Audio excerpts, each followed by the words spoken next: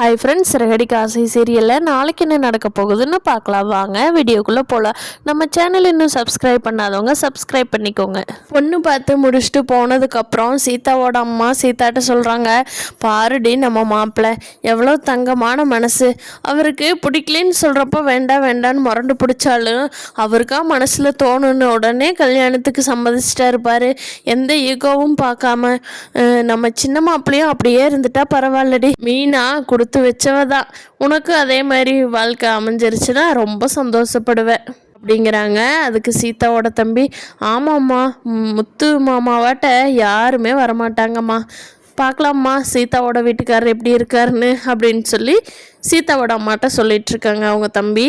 இங்கே பார்த்தா ரோஹிணி போய் ஸ்ருதி கிட்ட கேட்குறாங்க, ஏன் ஸ்ருதி, நான் உங்களுக்கு பணம் கேட்டப்ப நீங்கள் எல்லா அமௌண்ட்டையும் ஹோட்டலில் போட்டேன்னு சொன்னீங்க, இப்போ என்னடான்னா மீனா கிட்ட 3 பவுன் செயின் தர மீனா, உங்கள் சீதாவுக்கு போட்டுக்கோங்க அப்படின்னு சொல்லி மீனா கிட்ட சொல்கிறீங்க.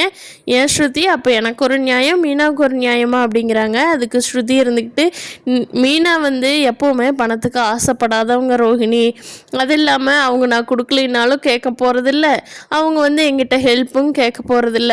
ஆனால் நீங்கள் கேட்டது ஆசை, அத்தைக்கு நகை வாங்கி கொடுத்து நல்ல பேர் வாங்கணும் அப்படின்னு சொல்லி நீங்களாம் ஆசைப்பட்டு நீங்களாம் ஒரு வம்பை தேடிட்டு அதுக்கு பணம் ஹெல்ப் கேட்டீங்க.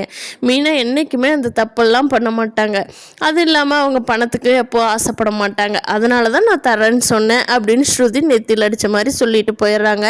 இதை பார்த்தா ரோஹிணிக்கு பயங்கர கோபம் வருது, ஸ்ருதி மேலேயும் மீனா மேலேயும்.